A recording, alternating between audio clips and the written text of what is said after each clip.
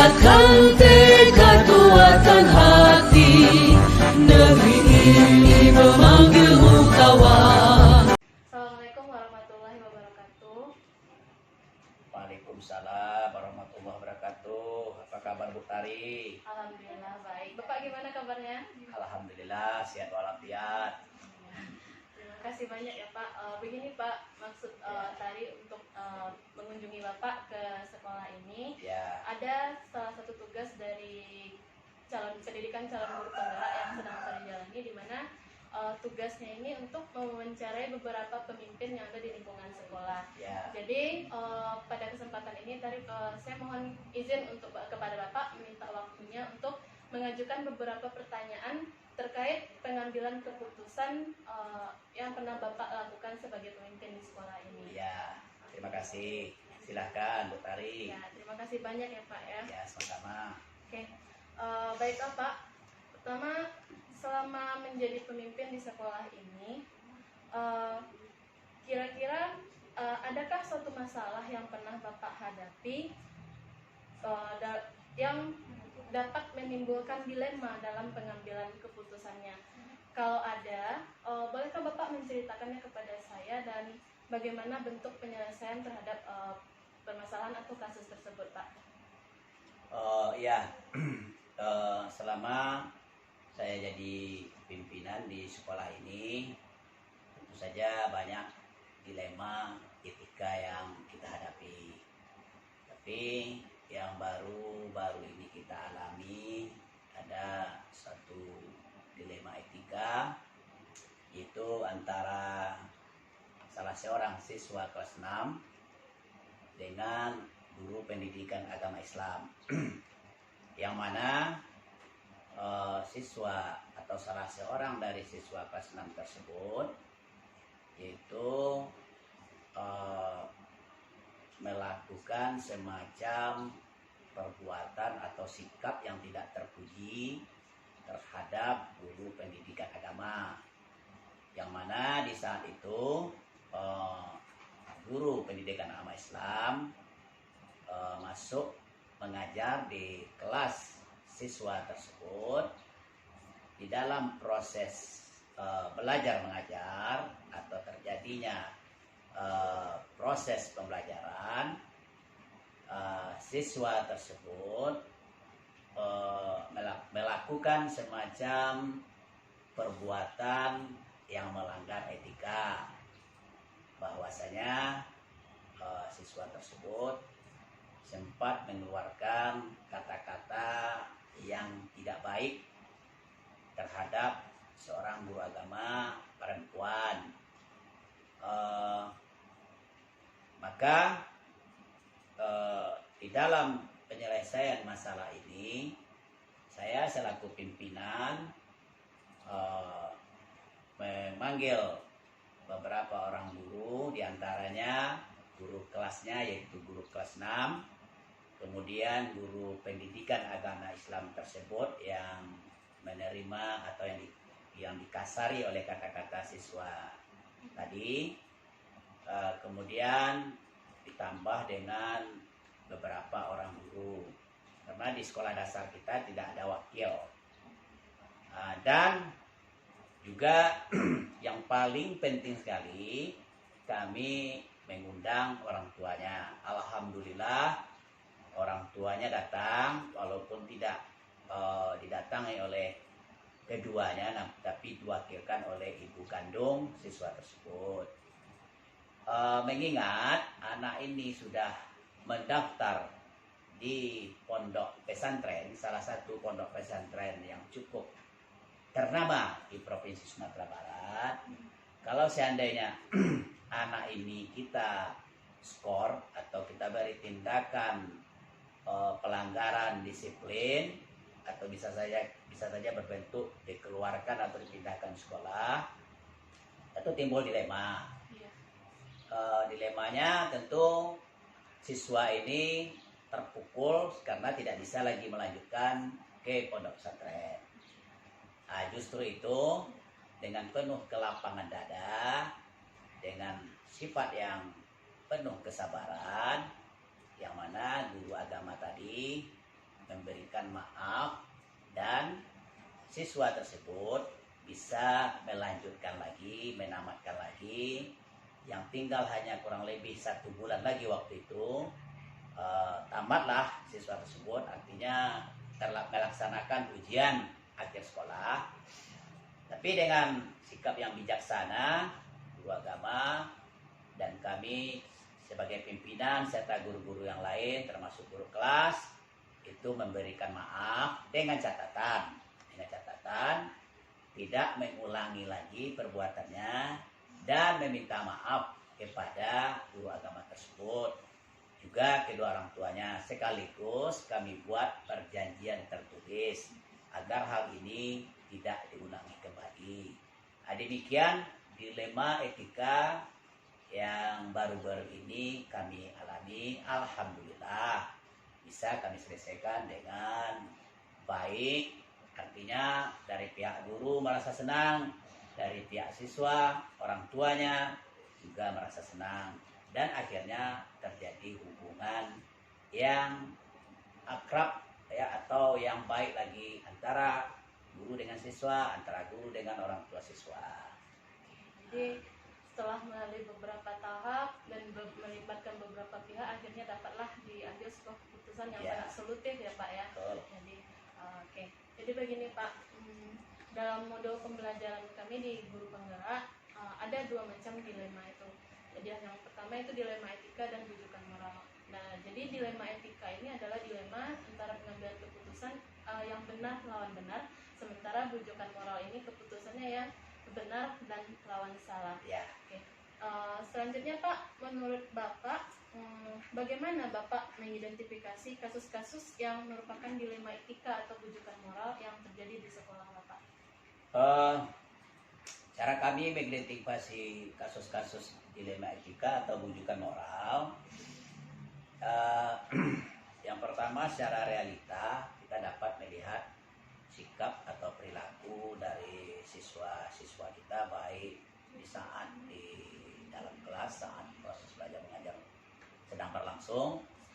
Bisa saja kita melihat dari sikap siswa tersebut di saat istirahat atau di saat berkumpul dengan teman, bisa saja di saat praktek olahraga di lapangan, bisa saja di saat anak-anak ini, siswa-siswa kita sedang jajan di kantin sekolah.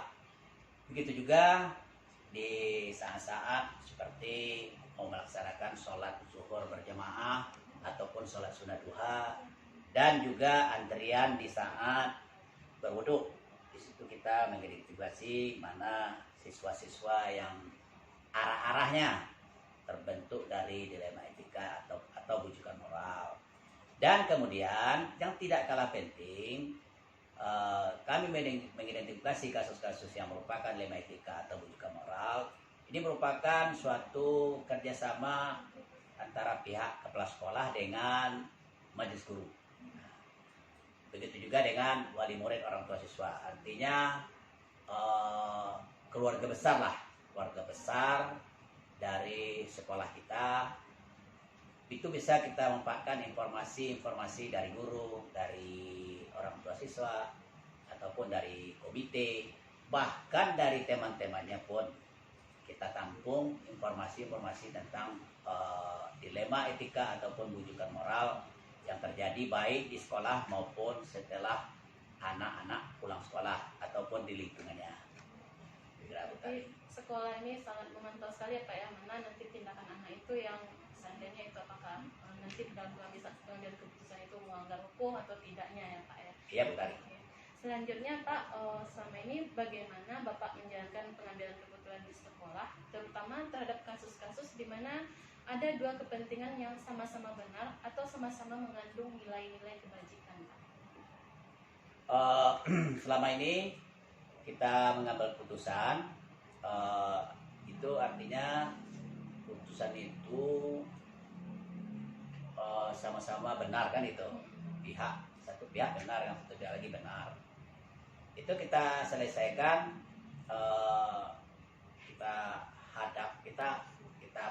kita lakukan semacam pertemuan antara pihak pertama atau pihak kedua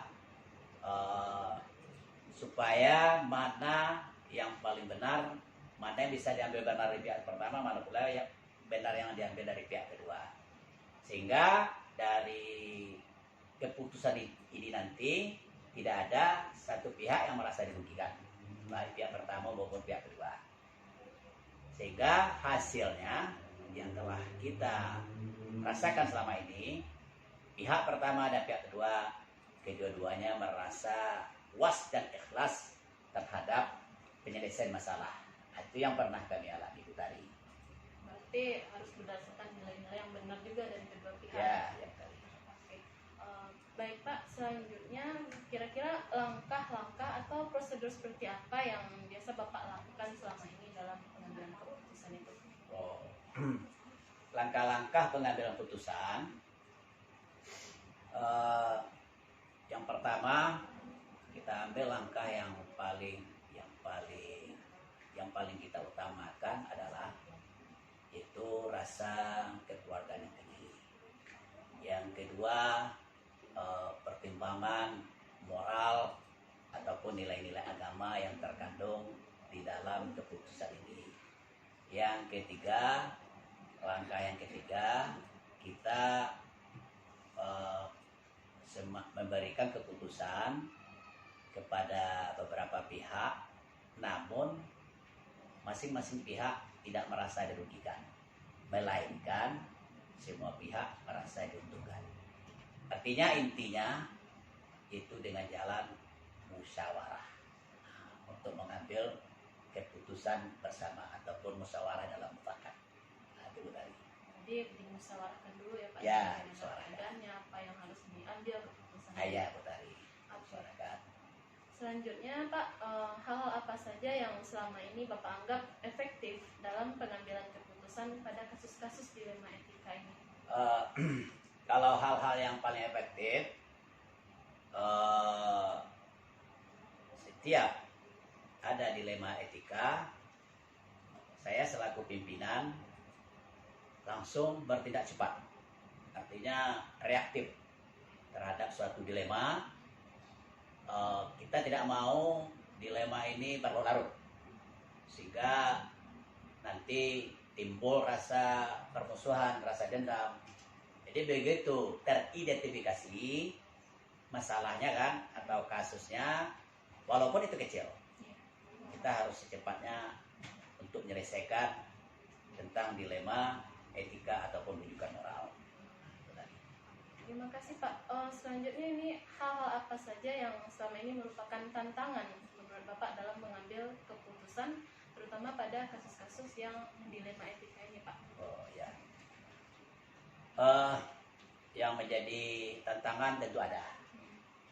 Itu sudah jelas di dalam setiap suatu persoalan ataupun setiap ada dilema, itu sudah jelas ada tantangan. Karena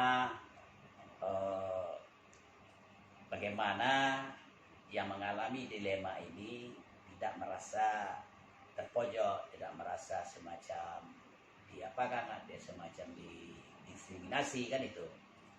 Tantangannya adalah yaitu sungguh berat di dalam mengambil keputusan. Kenapa berat? Karena banyak faktor-faktor tertentu, seperti mungkin faktor kekeluargaan, mungkin kefamilian, baik itu dari pihak pimpinan maupun pihak guru ataupun tenaga kependidikan yang ada di sekolah ini. Itu rasanya tantangan yang paling berat. Namun demikian, kita selaku pimpinan, ya, kita dalam melaksanakan tugas, tentu kita tidak bisa mengutamakan keluarga, termasuk anak kandung kita sendiri. Ya, jadi semuanya di sini, kalau sudah siswa, tidak ada lagi yang kata anak. Tetap sama-sama diberlakukan, ya, disikapi semuanya adalah siswa sekolah dasar SD 04 Sungai Bremas. Tapi itu sangat berat. Tapi alhamdulillah terlaksana. Berarti perlu mempertimbangkan ini terkait nilai-nilainya nanti ya Pak, nilai kesetiaan, keluargaan, Ya. gitu ya Pak ya. Oke. Selanjutnya Pak, apakah dalam mengambil sebuah keputusan itu Bapak memiliki rentang waktu atau ada jadwal-jadwal tertentu yang Bapak patokan dalam setiap penyelesaian kasus dilema etika ini? Apakah Bapak ini langsung menyelesaikan di tempat atau memiliki sebuah jadwal dalam penyelesaiannya? Bentuk atau prosedur seperti apa yang Bapak jalankan? Terima kasih. Sesuai dengan pembicaraan kita sebelumnya tadi kan, bahwa setiap ada kasus dilema etika, saya tidak ada membuat jadwal khusus. Misalnya terjadi sekarang, dibuat jadwalnya mungkin 3 hari atau 5 hari lagi kita selesaikan. Sementara dalam 3 hari itu kita tidak ada pekerjaan yang mungkin meninggalkan lokasi sekolah atau tugas yang sangat berat misalnya kan. Kalau saya langsung reaksi cepat, reaktif. Pokoknya terjadi langsung ditindaklanjuti, langsung diproses, langsung dimusyawarahkan, langsung kita cari jalan keluarnya. Jadi secepat mungkin dapat diselesaikan ya, Ah, Pak, ya, dengan betul. berbagai tahapan tentunya. Ya. Terima kasih Pak. Berikutnya, apakah ada seseorang atau faktor-faktor yang apa selama ini yang mempermudah Bapak untuk membantu dalam pengambilan keputusan terhadap kasus-kasus dilema etika? Ya. Di sekolah kita, di dalam setiap dilema atau dilema etika ini, kita merasa ada dipermudah, ada dibantu. Yang membantu kita adalah semua guru dan tenaga kependidikan yang ada di sekolah, bahkan termasuk orang tua siswa, wali murid, dan komite. Jadi semua di sini sangat paham, sangat sadar akan pentingnya pendidikan. Jadi alhamdulillah, baik pimpinan, baik guru, baik tenaga kependidikan, baik orang tua siswa ataupun komite, belum ada kita menjumpai ya selama ini yang merasa komplain terhadap kasus dilema etika terhadap anaknya atau siswa di sekolah ini. Jadi saya merasa dibantu oleh pihak-pihak tersebut, terutama guru, kemudian tenaga kependidikan, kemudian orang tua siswa, dan juga komite.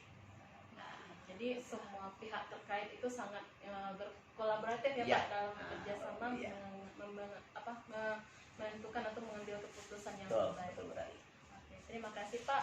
Ini kita pada pertanyaan yang terakhir ya Pak ya. Ya. Dari semua hal yang telah Bapak sampaikan, kira-kira pembelajaran apa yang dapat Bapak petik dari pengalaman Bapak dalam mengambil keputusan terhadap kasus-kasus dilema etika ini Pak? Ya. Terima kasih tentang pertanyaan Bu Tari. Pembelajaran kan itu. Iya. Setiap persoalan sudah pasti ada pembelajaran. Artinya ada hikmahnya kan itu. Pembelajaran yang dapat saya ambil setiap ada dilema etika, bahwa kita sebagai pimpinan atau kepala sekolah tidak bisa terlepas dari bantuan guru dan tenaga kependidikan di dalam menyelesaikan dilema etika. Apabila kita berkumpul atau bermusyawarah dengan guru dan tenaga kependidikan, insya Allah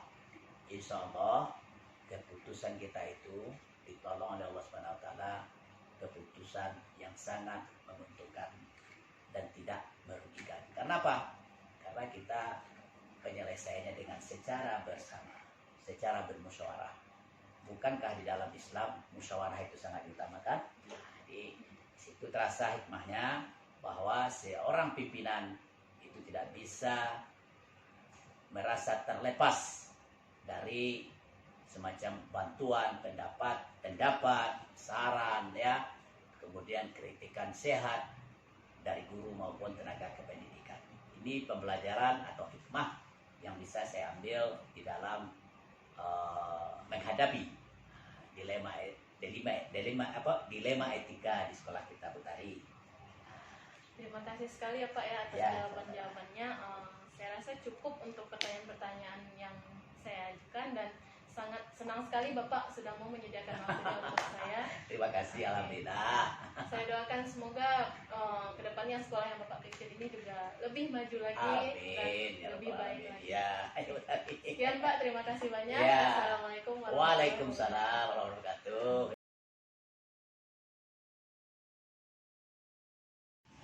Assalamualaikum warahmatullahi wabarakatuh. Waalaikumsalam warahmatullahi wabarakatuh. Selamat siang Pak. Siang. Bagaimana kabarnya hari ini Pak? Alhamdulillah baik. Kalau ibu tadi gimana? Alhamdulillah dalam keadaan sehat walafiat. Baiklah Pak, maksud saya untuk menemui Bapak hari ini, saya ada tugas dari salah satu kegiatan dalam pendidikan terbuka, di mana dalam modul ini kami diberikan tugas untuk mewawancarai beberapa kepala sekolah atau pimpinan yang ada di lingkungan pendidikan di kecamatan. Jadi untuk hari ini saya mohon izin kepada Bapak untuk minta waktunya sebentar. Saya ingin mengajukan beberapa pertanyaan kepada Bapak terkait bagaimana Bapak dalam pengambilan keputusan terhadap masalah-masalah atau dilema yang dihadapi di sekolah. Iya. Baiklah, terima kasih ya Pak ya. Jadi, Oke, baik Pak. Untuk pertama saya ingin menanyakan tentang selama ini, selama Bapak menjabat sebagai pemimpin atau kepala sekolah di sekolah ini, adakah suatu masalah yang Bapak hadapi sebagai pemimpin atau kepala sekolah di mana masalah tersebut menimbulkan dilema dalam penyelesaiannya? Jika ada, bolehkah Bapak menceritakan kepada saya beserta cara Bapak dalam penyelesaian masalah tersebut? permasalahan banyak sekali kita temukan di sekolah kita. Seperti yang ditanyakan tadi, apakah ada dilema dalam pengambilan keputusan? Ada beberapa masalah yang dilema karena misalnya kalau kita ambil keputusan seperti ini, akibatnya seperti ini. Kalau kita ambil beda pula, tapi sama-sama penting rasanya. Jadi itu memang dilema bagi Bapak seperti itu apa masalah seperti itu.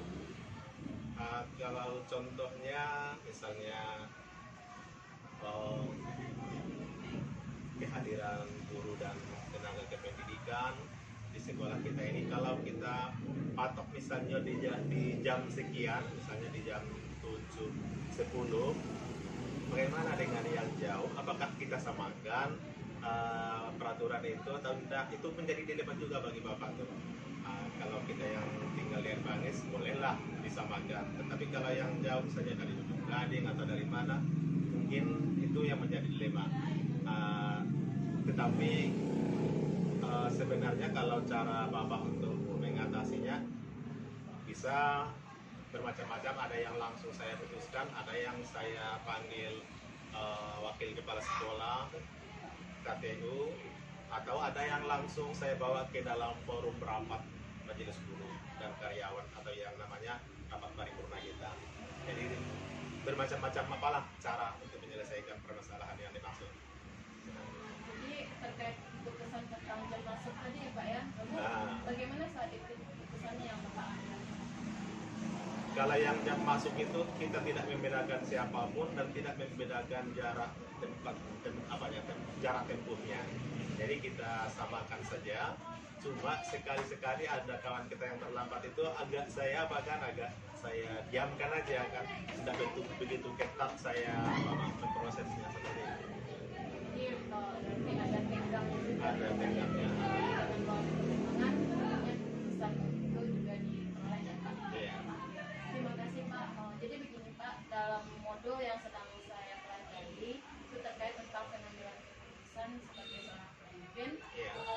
Tentu dalam setiap keputusan itu pasti ada dilemanya Pak. Jadi ada dua jenis dilema yang kami pelajari sekarang, di mana dilema etika dan bujukan moral. Jadi dilema etika ini merupakan dilema antara keputusan antara benar dan benar. Iya, betul. Sementara kalau di bujukan moral ini tentunya nanti ada yang itu benar melawan salah. Iya, betul. Jadi Pak, selama ini bagaimana Bapak dapat mengidentifikasi kasus-kasus yang merupakan dilema etika atau bujukan moral tersebut, Pak? Untuk mengidentifikasi masalah tersebut, apakah dia tergolong dilema etika atau bujukan moral, itu kita langsung merujuk ke peraturan sekolah kita dulu. Kalau di peraturan sekolah kita sudah jelas-jelas berbunyi, maka langsung itu kita bisa menentukannya. Seandainya tidak ada di dalam peraturan, kita berdasarkan peraturan-peraturan yang berlaku di daerah kita, atau misalnya di kabupaten kita, atau di provinsi kita, atau secara nasional, kita cari dulu rujukan yang berkaitan dengan apa peraturan-peraturan yang dikeluarkan oleh pimpinan-pimpinan kita. Seandainya tidak ada yang itu, di sanalah kita mengambil kesimpulan sebagai kepala sekolah. Tentu ada haknya untuk menentukan. Kalau menurut saya itu tidak perlu dilibatkan yang kawan-kawan yang lain, saya ambil langsung saja kesimpulan, dan saya yakin akibat dari keputusan yang saya timbulkan tidak akan merugikan siapapun, seperti itu kira-kira. Dia akan beritahu nanti ada pelanggaran hukum atau Iya, iya betul. Berikutnya Pak, selama ini bagaimana Bapak menjalankan dalam pengambilan keputusan di sekolah, terutama untuk kasus-kasus di mana ada dua kepentingan yang sama-sama benar atau sama-sama mengandung nilai kebajikan. Untuk mengambil kesimpulan atau keputusan tentang yang dua sama-sama benar itu, saya mengambil yang mana yang paling banyak manfaatnya ke orang banyak, seperti itu yang banyak. Tambah nilai juga ya. Iya. Selanjutnya Pak, kira-kira langkah-langkah atau prosedur seperti apa yang biasa Bapak lakukan selama ini dalam pengambilan keputusan tersebut? Kalau prosedur terstruktur, rasanya yang baku belum ada saya terapkan. Cuma yang pertama itu tadi seperti yang saya sampaikan, memang saya pertimbangkan pribadi dulu. Setelah ada kendala, misalnya harus melibatkan pihak lain seperti komite, baru saya panggil komite atau saya panggil wakil dan sebagainya. Seperti itu langkah yang pertama. Ini langkah pertama. Kalau masih bisa saya putuskan sendiri, memang akhirnya saya juga yang memutuskan, tetapi tanpa pertimbangan yang lain itu saya putuskan. Tetapi kalau dia memang harus butuh pertimbangan-pertimbangan yang lain, itu akan saya undang yang lainnya. Tetapi akhirnya saya cari juga, saya tentukan juga mana yang lebih sedikit negatifnya daripada positifnya. Pertimbangannya Pak. Ya. Oke Pak, selanjutnya Pak, hal-hal apa saja yang selama ini Bapak anggap efektif dalam pengambilan keputusan terhadap kasus-kasus yang mengandung nilai etika ini Pak? Yang paling efektif dan nampaknya efeknya kepada sekolah kita itu keputusan yang dibawa ke forum itu, ke musyawarah. Di musyawarah itu diputuskan bersama, walaupun di dalam konsep kita sudah ada, tapi ditawarkan kepada kawan-kawan di dalam forum rapat. Jadi seolah-olah dia menjadi keputusan bersama, jadinya bukan keputusan kepala sekolah sendirian. Seperti itu. Ini dari pihak sekolah ya Pak. Iya. Berikutnya Pak, apakah ada tantangan atau hal-hal apa saja yang menurut Bapak itu ada yang merupakan tantangan dalam pengambilan keputusan terhadap kasus-kasus di Indonesia? Tantangannya tentu pasti ada yang kita temukan. Tantangannya kita tidak bisa memuaskan seluruh pihak, kan ada pihak-pihak yang ada istilahnya yang tidak terakomodir dan ada yang terakomodir. Jadi yang sedikit itu saya usahakan pula lah mendekatinya dan memberikan pemahaman bahwa memang itulah keputusan yang tepat menurut kita untuk diambil. Jadi tidak harus 100% terakomodir baru saya putuskan seperti itu. Ya Pak. Selanjutnya Pak, apakah dalam pengambilan keputusan ini Bapak memiliki tanggal waktu atau rentang waktu atau ada jadwal-jadwal tertentu yang Bapak patokan dalam sebuah penyelesaian kasus dilema etika ini? Apakah Bapak langsung menyelesaikan perkara atau memiliki sebuah jadwal untuk menyelesaikan bentuk atau prosedur seperti apa yang Bapak jalankan? Itu sebenarnya tergantung dilema etika yang ditemui. Kalau memang saya anggap itu ringan, ya langsung di tempat saya selesaikan. Tapi kalau agak menengah atau berat, itu agak butuh waktu juga bagi saya untuk mempertimbangkannya. Jadi bisa sehari, 2 hari, atau bahkan bisa 1 minggu baru saya ambil keputusan. Seperti itu. Ya, ada prosedurnya. Menurut Bapak, adakah seseorang atau mungkin faktor-faktor apa yang selama ini mempermudah Bapak dalam pengambilan keputusan yang bisa membantu Bapak dalam penyelesaian kasus-kasus dilema etika ini? Orang orang atau apa yang bisa membantu saya dalam menyelesaikan atau memutuskannya dilema etika. Rasanya kebersamaan kita saja di sekolah ini, kalau memang itu saya terbuka menyampaikannya dan saya sampaikan di forum, itu apa beban pikiran saya tuh yang awalnya berat itu akan menjadi ringan saya rasa. Jadi terbuka mudah saya untuk apa membawanya ke forum masalah-masalah tersebut.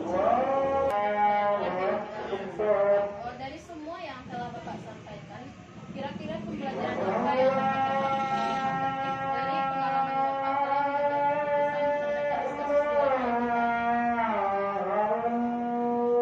Pembelajaran yang bisa saya petik dari kasus-kasus dilema etika atau apa namanya istilahnya yang dilema etika, di dalam mengambil keputusan cinta sebagai pimpinan itu harus hati-hati. Jadi setelah itu kita harus terbuka kepada yang yang kena sasaran dari apa kita, dan terbuka kepada kita seluruhnya yang ada di keluarga besar sekolah kita ini. Dan itu yang menjadi kunci utama bagi saya, keterbukaan itu memutuskan dan menyampaikan, walaupun bukan sosialisasi, namanya orang yang lain tahu seperti itulah. Contohnya banyak di sekolah kita dilema seperti itu kan, kasus dilema etika itu kadang-kadang berhubungan dengan ini yang sedang azan ini kan. Azan ini sebenarnya kan kalau dari sisi pertama kita itu wajib rasanya kita sama-sama ke masjid, tetapi PBM juga harus sesuai dengan jadwal. Jadi seperti itu kita harus punya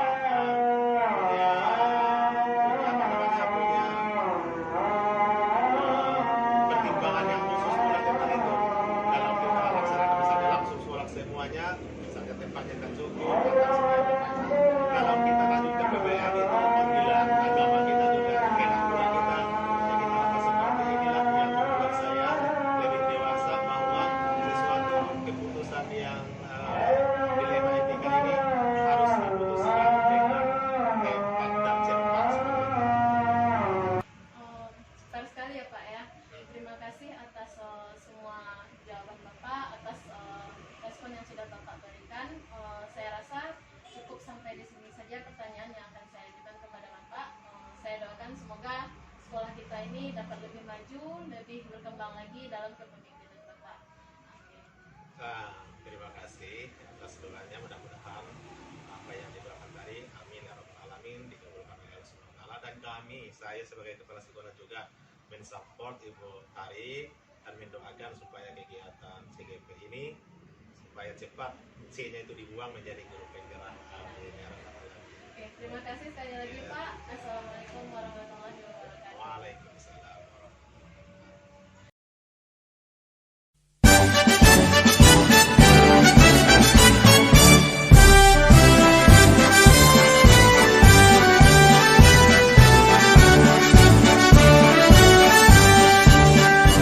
Bulatkan tekad, kuatkan hati, negeri ini memanggilmu kawan. Belajar bergerak berbagi untuk negeri, guru penggerak majukan pendidikan. Guru penggerak menghamba pada murid, kreatif rancang pembelajaran. Hargai potensi, tingkatkan prestasi, lahirkan profil pelajar Pancasila.